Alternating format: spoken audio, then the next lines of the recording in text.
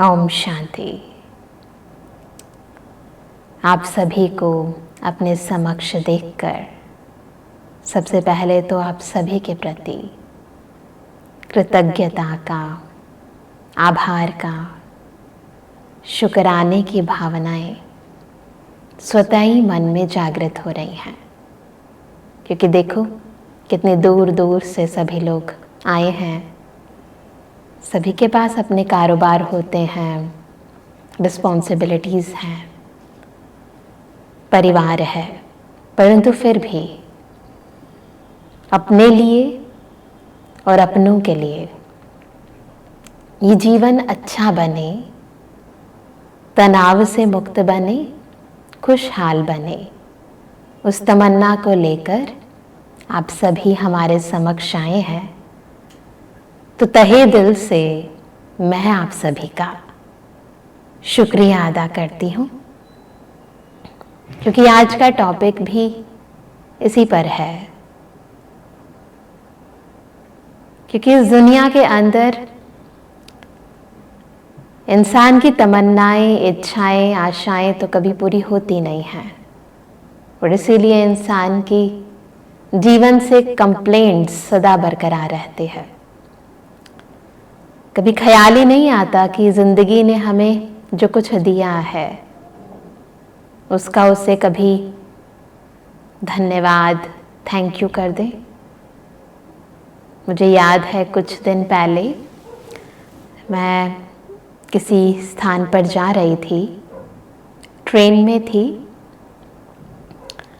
तो ट्रेन में एक व्यक्ति बहुत थोड़ा सा नेगेटिव एटीट्यूड का था, तो अपनी बात शेयर कर रहा था कि सपोज हम जिस ट्रेन में हैं इसको कुछ हो जाए तो मैंने कहा तो आप बताओ, आप सपोज हमारे ज़िंदगी का आज ये आखिरी दिन है तो आप क्या करना चाहेंगे। तो घबरा भी गया, डर तो पहले से ही रहा था। तो उसके दिमाग में बहुत सारी बातें आई, उसने शेयर करी कि मेरी लाइफ के अंदर बहुत सारे गोल्स हैं जिन्हें मैं पूरा करना चाहता हूँ। अब नहीं होंगे तो मन में तो आएगा, परंतु ठीक है, एक गिल्ट रह जाएगा मुझे लाइफ से कि मैं सब कुछ होते हुए भी कुछ कर नहीं पाया। तो मैंने कहा कि आपको ज़िंदगी ने जो नहीं दिया वो तो आपको याद है, इस अंतिम समय में भी। सपोज ये अंतिम समय है, परंतु जिंदगी से आपको क्या मिला है, जो कुछ मिला है, क्या आपने उसका थैंक्स किया है। तो सोच में पड़ गया। कई बार लाइफ की इस बहुत इम्पॉर्टेंट चीज़ को हम बहुत पीछे छोड़ देते हैं। बहुत सारी चीज़ें जिंदगी हमें देती है जब से हम जन्म लेते हैं, वो चीज़ें हमें फ्री में मिल जाती हैं। नहीं, इंसान की एक बहुत ही खूबसूरत फितरत है कि जो चीज़ें हमें बहुत सहजता से मिल जाती हैं, जो रिलेशंस हमें बहुत इजीली मिल जाते हैं, जिन चीज़ों के लिए हमें एफर्ट्स नहीं करने पड़ते इस लाइफ के अंदर, उन चीज़ों का आभार मानना है नहीं मानना है वो सोच ही नहीं आती। परंतु जो चीज़ें हमारे पास नहीं होती हैं, है ना, उन चीज़ों के प्रति हम अपना पूरा अटेंशन, फोकस लेकर जाते हैं, उनको बहुत महत्व देते हैं। जब तक कोई ड्रेस हमारे सामने किसी दुकान पर टंगी हुई है, हमें अट्रैक्टिव लगती है और हम उसे परचेज कर लेते हैं, खरीद लेते हैं, और जब वो हमारी हो जाती है उसे एक दो दफ़ा हम पहन लेते हैं, फिर हमारी नज़र किसी दूसरी ड्रेस पर जाती है, और वो ड्रेस उसका क्या। और ये केवल ड्रेस की बात नहीं है, हमारे जीवन के रिलेशंस, हमारे जीवन की विभिन्न प्राप्तियां, छोटी छोटी सूक्ष्म, अति सूक्ष्म प्राप्तियां, वो जब नहीं होती तब हमें याद आता है कि हमने उनके होते उनका क्या किया। रिलेशंस की बात मुझे याद आती है कि हम जब बहुत छोटे थे तो मेरी नानी ने शरीर छोड़ा। तो हमारे एक बहुत क्लोज रिलेटिव थे, तो उनकी नानी के साथ एक दिन पहले थोड़ी सी बहस हो गई थी।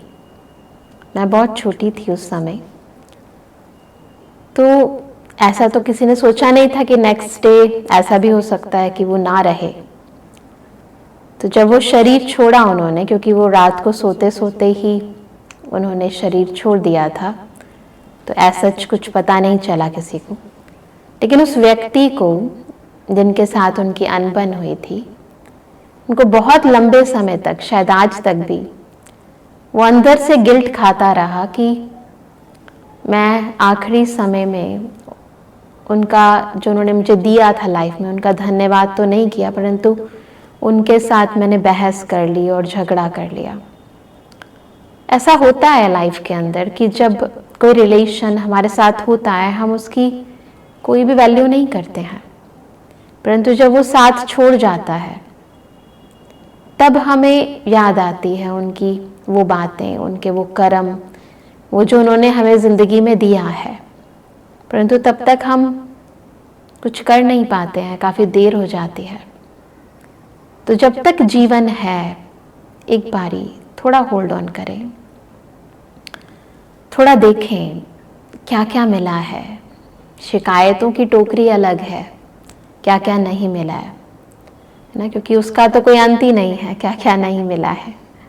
परंतु जो जो मिला है उसका क्या कर रहे हैं हम। एक छोटा सा हम सीन क्रिएट करते हैं अपने सामने। सपोज, है ना, आपके सामने दो व्यक्ति हैं और उन दोनों के लिए आपने बहुत कुछ किया है, बहुत कुछ किया है। अपने, समझो आपके बच्चे ही हैं, उन दोनों के लिए आपने बहुत कुछ किया है लाइफ के अंदर। तन लगाया, मन लगाया, धन लगाया, समय लगाया, बहुत एफर्ट्स किए उनके लिए। उनमें से एक आपको बहुत बहुत थैंक्स करता है। आप कहते हो कि नहीं, क्या ज़रूरत है इस थैंक्स की, क्योंकि ये तो मेरा फ़र्ज़ है ना, इसमें क्या है। और दूसरा आपको थैंक्स नहीं करता है, वो खुद ही कहता है कि हाँ, ये तो मम्मी पापा का फ़र्ज़ होता है ना।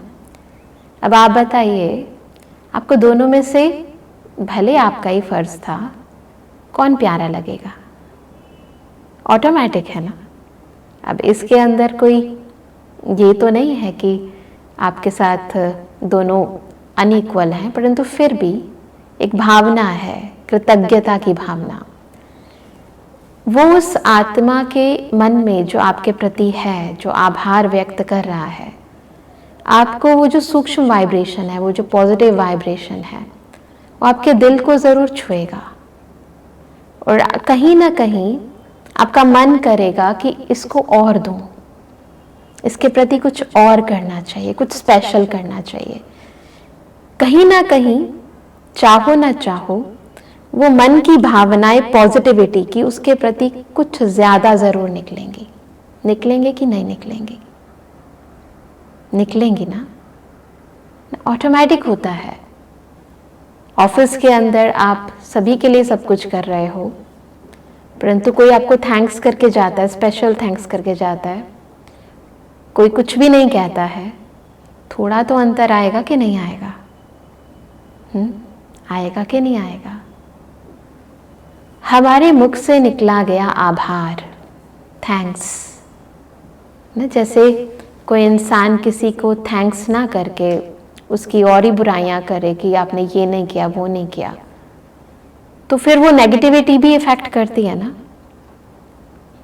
तो उसी तरह ये पॉजिटिविटी भी, क्योंकि हमारे शब्द के अंदर, हर शब्द के अंदर ये आत्मा एक शक्ति है।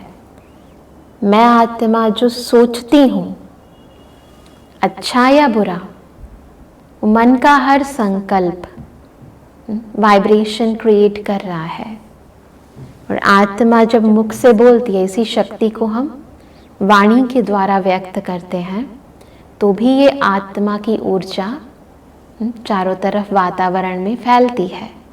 फैलती है ना, अच्छा बोलते हैं या बुरा बोलते हैं तो दिल को अच्छा लगता है या बुरा लगता है, इन भावनाओं को हम डिनाई नहीं कर सकते। तो ये जो वाइब्रेशंस हैं, पॉजिटिव या नेगेटिव, ये जड़ हो या चेतन, सभी को प्रभावित करती है।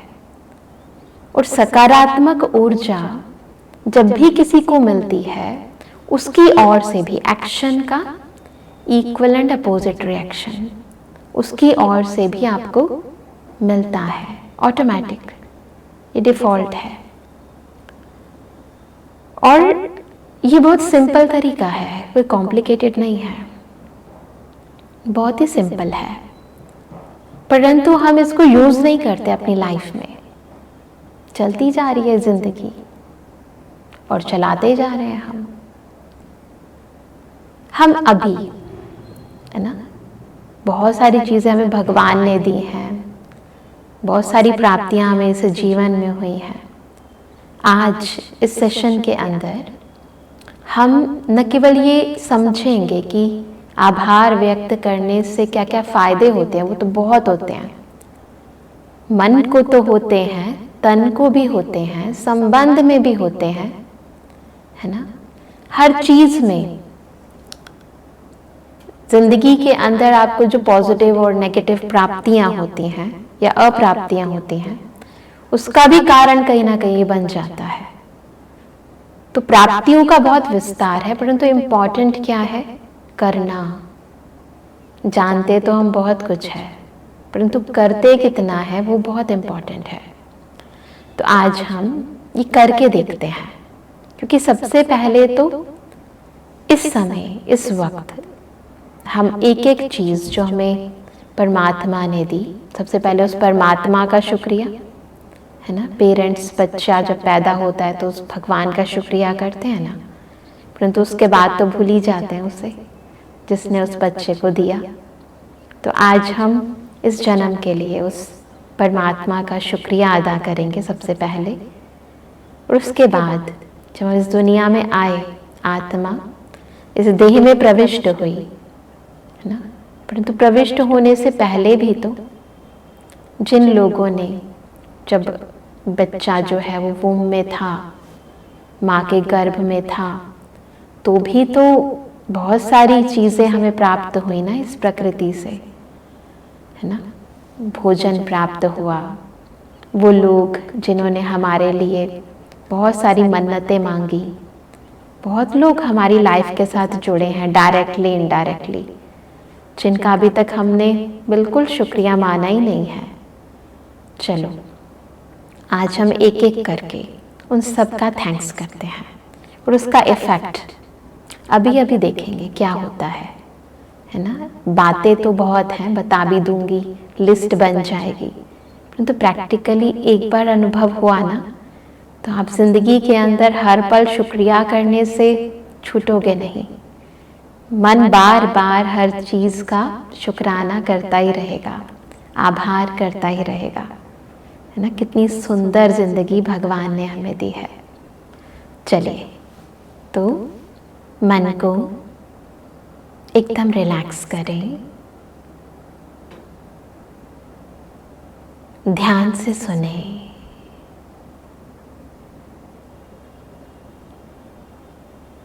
अपने दिल की बात को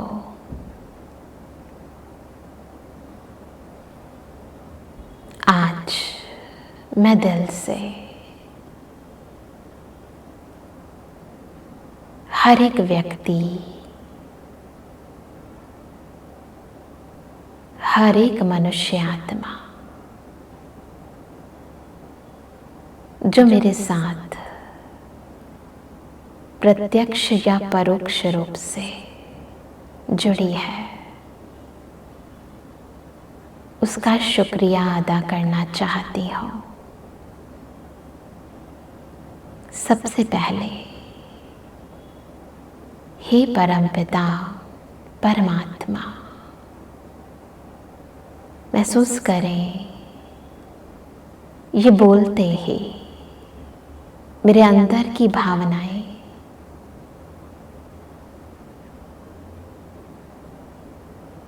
उस सुप्रीम अथॉरिटी, इस जग से पार,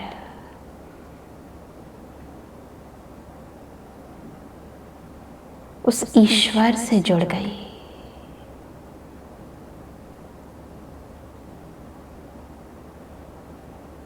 और अंदर की कृतज्ञता मेरे मुख पर आ गई कि तेरा दिल से शुक्रिया जो तूने मुझे ये खूबसूरत जन्म दिया, इस जीवन की हर एक श्वास के लिए। हे भगवान, तेरा तहे दिल से शुक्रिया। तूने मेरे भाग्य को बहुत श्रेष्ठ, बहुत ऊंचा बनाया है। तूने मेरे जीवन को गुणों से सजाया है। तूने मुझे इस जीवन को जीने की शक्ति प्रदान की है।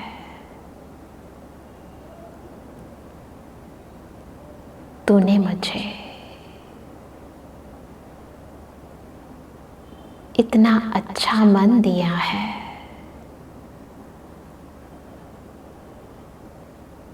जिसमें सदा शुभ संकल्प है। तूने मुझे इतनी अच्छी बुद्धि दी है जो मैं हर निर्णय यथार्थ ले सकती हूँ। तूने मुझे हर कदम पर अपना साथ दिया है जो मैं हर परिस्थिति का सामना करके उस पर विजय पा सकती हूँ। हे परमात्मा, तेरा बारंबार शुक्रिया।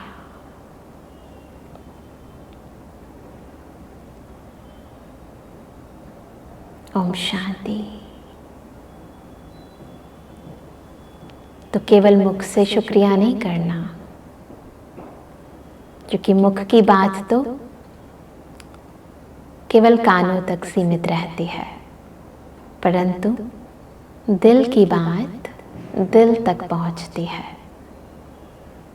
तो इसीलिए इन वाइब्रेशंस को थोड़ी हाई फ्रीक्वेंसी की बनाना है ना। केवल मुख तक नहीं रहे, उस परम पिता परमात्मा के भी दिल तक पहुंचे और उसके मुख से भी, उसकी ओर से भी हमें ढेर सारी दुआएं और वरदान मिले।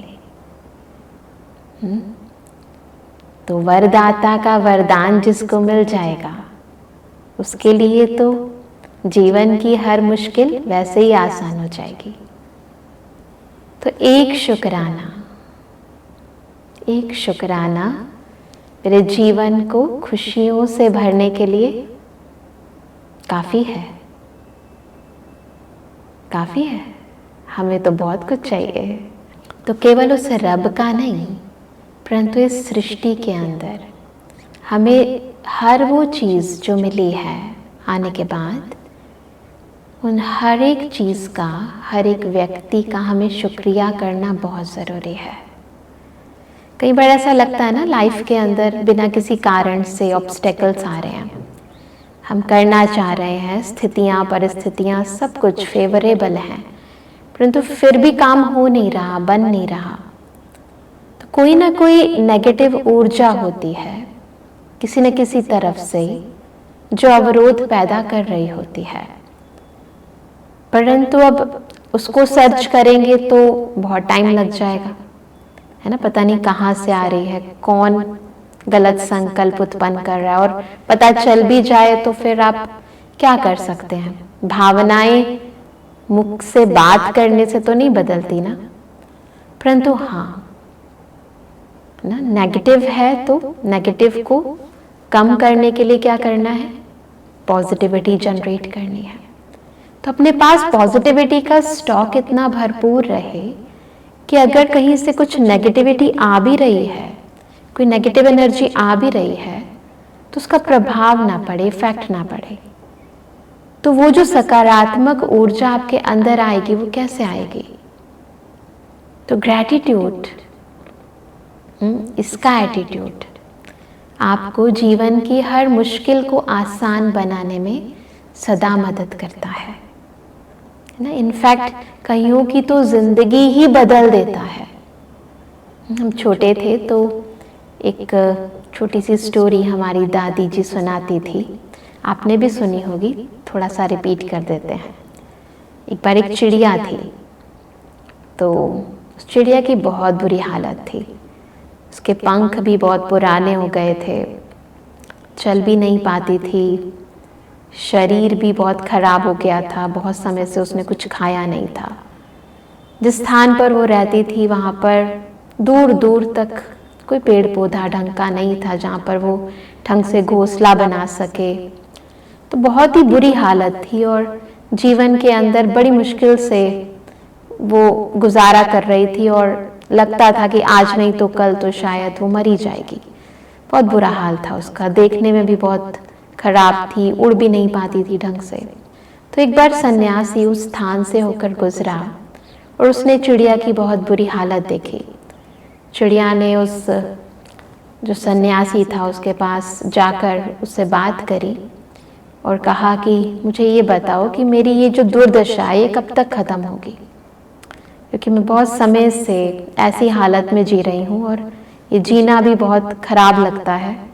मेरे पास ढंग के पंख नहीं हैं, जो भी मेरे पास खाने पीने को होता है वो भी बिल्कुल ताकतवर नहीं होता, रूखे सूखे बीज खा के किसी तरीके से मैं जी रही हूँ। ना देखने में मैं सुंदर हूँ, ना मैं उड़ पाती हूँ, ना मैं कहीं जा पाती हूँ, और दूर दूर तक तो कुछ नज़र ही नहीं आता। तो बहुत बुरी हालत है मेरी, ये कब तक चलती रहेगी। तो उस सन्यासी ने कहा कि देखो चिड़िया, जहाँ तक मेरा ज्ञान है मैं तुम्हारे पूर्व जन्मों के बारे में तो बता सकता हूँ, परंतु तुम्हारे भविष्य के बारे में नहीं बता सकता। उसके लिए मुझे अपने जो गुरु जी हैं उनसे बात करनी पड़ेगी।